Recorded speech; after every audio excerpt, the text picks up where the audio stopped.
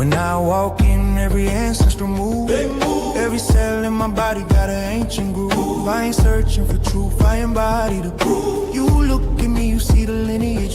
Every obstacle shift when I rise in. Hello, good people, and welcome back to another round of my Patriot Report Live.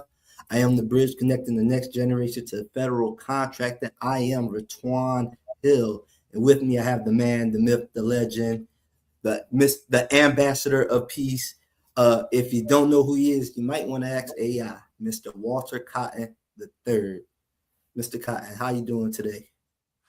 I'm well, thank you. I am well. What about yourself? Man, I'm doing great. Can't complain. Gotcha.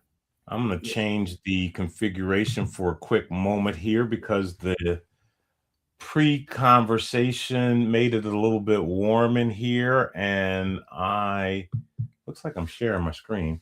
I need to open a window, but I can hear you. Carry on. Yes, sir. Yes, sir. Now, speaking of our conversation, we've been beating the drum, sounding an alarm that the fact that we, the people, have the power. We have the ability to make Congress do what they were put in position to do, essentially. And now we have an actual real life example from a private community you're a part of that did some things that stopped the 5G tower from being in local communities. Now, could you explain how that ties into exactly what we're telling the audience and the economic patriot warriors to do? Could you explain?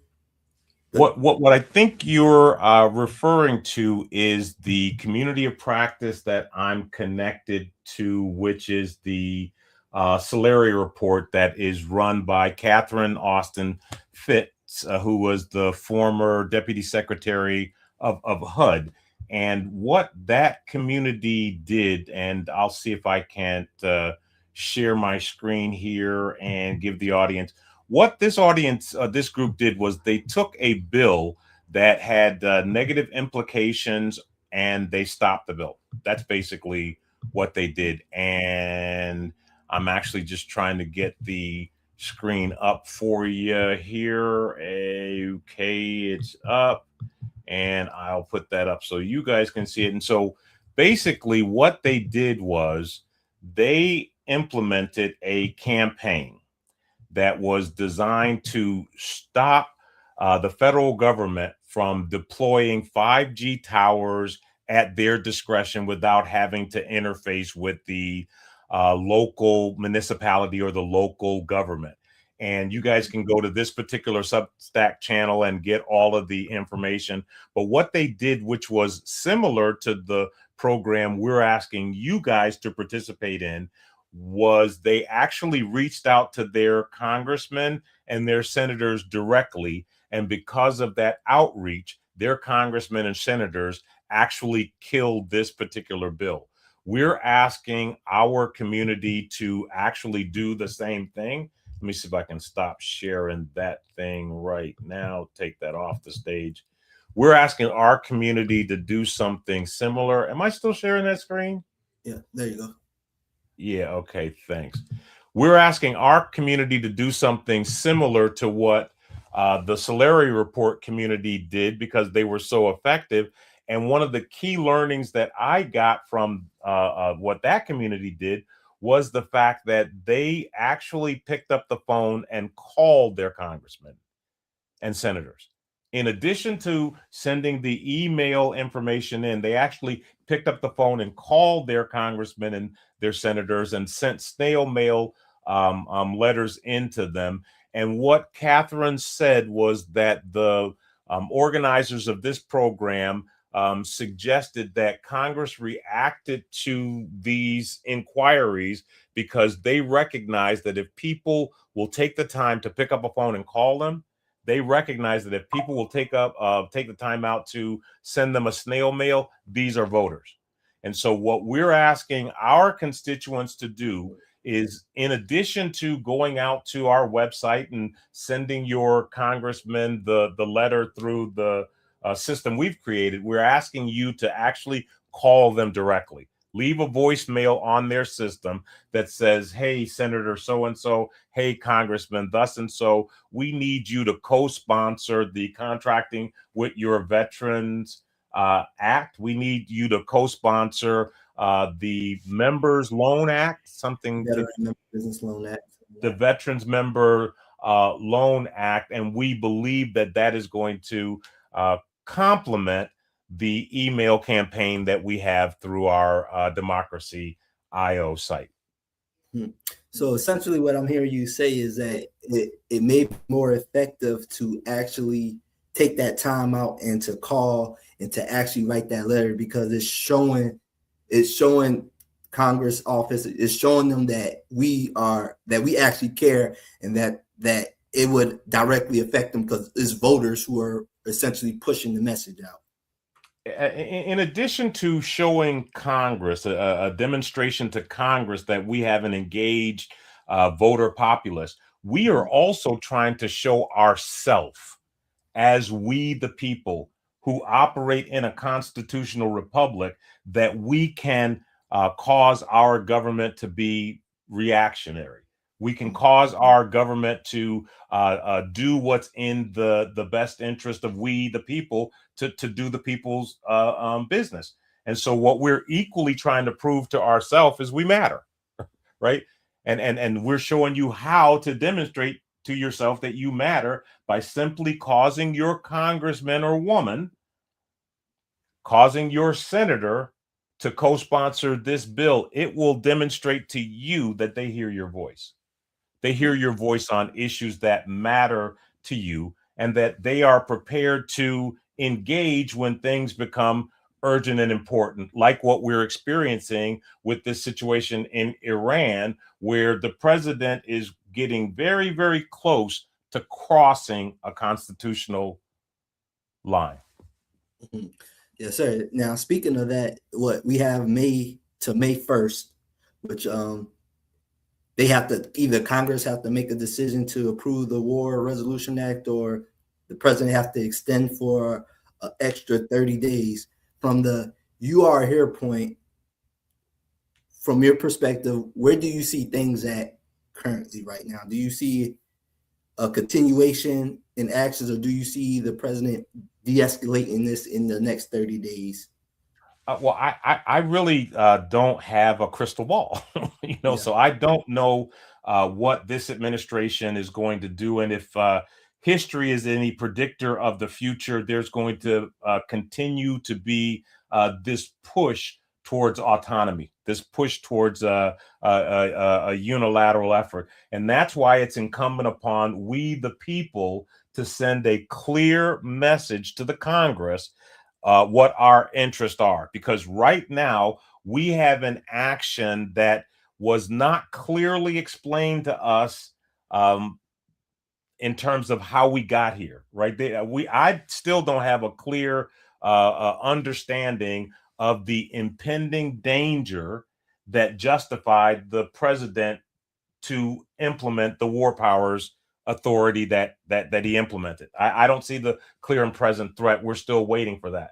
But be all of that as it may, we're within the 60-day window of the Constitution that the president has to operate within. And now Congress has to step up and either ratify and sanction this action, or the president has to draw the action down. If one of those two things don't happen, what we're going to be experiencing is taxation without representation. We're going to be experiencing a situation where our tax dollars are being employed in a way that our representatives, that we, the people, haven't authorized. And that, my friends, would be a problem. Yes, sir. Okay, so when you say taxation without representation, so let me just make sure I understand what you're saying correctly.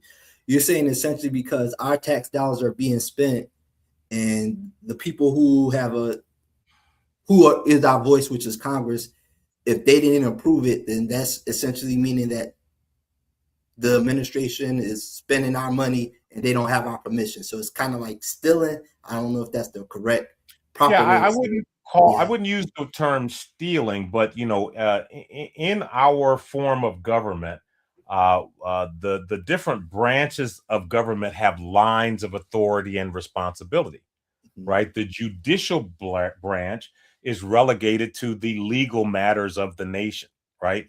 The executive branch is relegated to the management issues of the nation, and the not judicial, but the congressional branch is responsible for the business of the people, which includes managing the power of the purse. And so, since we've got these clear lines of delineation, we have a document, right, which is the Constitution and the policies and regulations that flow from it that govern what each participant in each lane is supposed to do. Occasionally, we have participants that try to veer outside of the lane, as we had during the Nixon administration and many other administrations.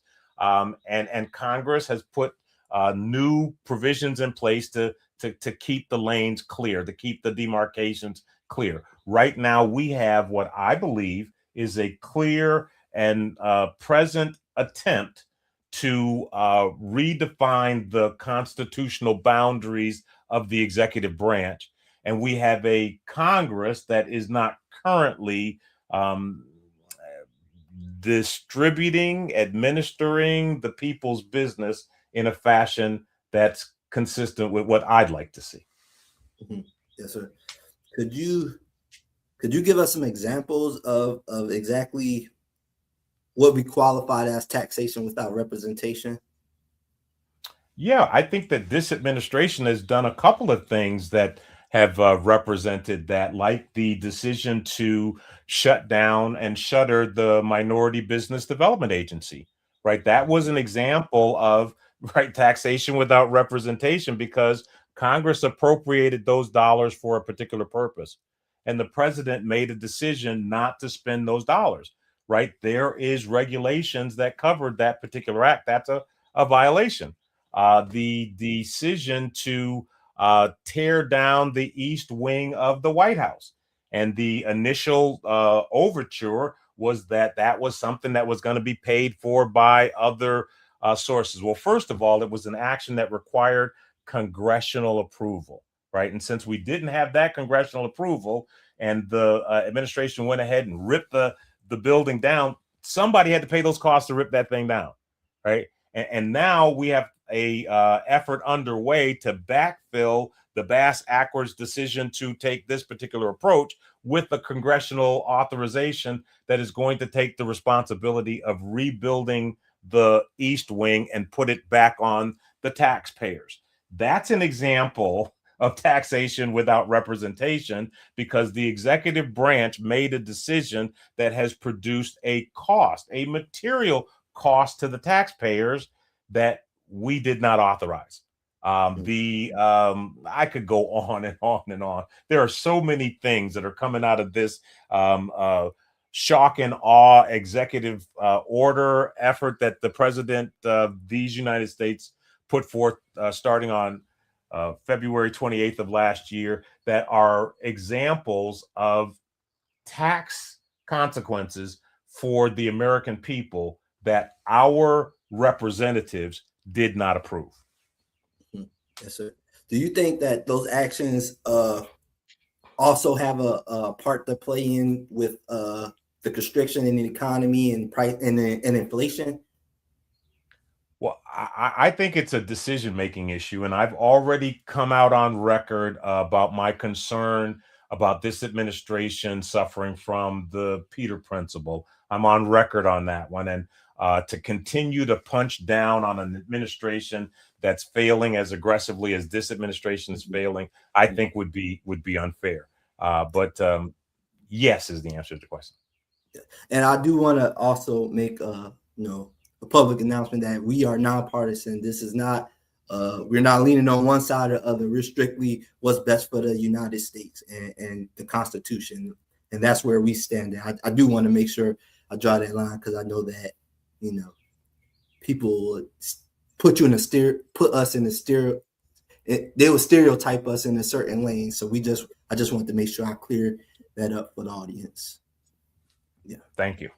Yes, sir. Yes, sir. Now, I did want to, just to briefly talk about another component of that I believe we have the ability to influence, and this was something with the electronic health record management system. Now, for the veteran population, just to give you guys, well, for everybody, give you guys a high level overview, they created this program to essentially unify DoD health records and the VA health records. So it's a smoother transition process. Everything is consolidated. I know the older veterans, I heard a lot of older veterans say they had trouble getting their health records and whatnot. So this process was designed to unify everything. So once you transition out of the military, it's just a simple, smooth process in the VA, and all your records are not lost wherever it goes. But the problem is that there has been the program hasn't been effective, And my question to you, Mr. Cotton, the first question I had is, do you think if it was a veteran contractor over that opportunity, do you think it would have produced a different outcome, a different level of care and compassion? Oh, absolutely, absolutely, and I'm painfully aware of the cost overruns for the electronic health record system, and I've monitored that thing since its beginning. And this is kind of par for the course within VA, right? VA has had a number of major information technology system failures over the year. The financial management system is one that comes to mind. But in this particular instance or situation, what we have is a cycle of insanity that's continuing to play out, right? They're continuing to do the same thing on the agency side of the equation, but expect a different result. And I think this is a time when the veteran community, especially when we have the advent of something like Public Law 109461, which is the veterans first law, have the ability to reach into this system through Congress and bring some sanity to the process. And what I mean by that is I've watched that program just have cost overruns over the past 5 years that are ridiculous. I recently saw an announcement where someone was, praising the president and the secretary of the VA because they were bringing that particular system to Michigan. I think that was the state. Mhm. The day after that praise, there was an article in Federal News Network about how some of the key acquisition influencers on that contract were being indicted for fraud, were being indicted for taking bribes under the table. And that's an example of a system that is following the same old incestuous pattern that needs to be arrested and stopped. And we know what it looked like, right? We know what a program that's being sucked dry looks like in our system. I'd like to submit a consideration for that electronic health record system that says, why don't we potentially pause that system and ask a new set of vendors, right? Those that are equipped with the tools that have come online, like what Doge did with AI, right? Take those kind of tools and see what would happen if they configured a solution for our electronic health record system with those tools. And what I'm saying specifically is that if we take today's capability and apply it up against the problem, would it be less expensive for us to produce an electronic health record system by throwing that old one out and starting anew than it would for us to keep putting lipstick on the pig, band-aids on this overrun? I think the answer to the question would be yes, and I would love to see the outcome of that exercise. Absolutely, absolutely. And what really got me, or what really got my attention, was where it said that because of the inefficiencies of the system, that 2 to 3 veterans lost their life. Now,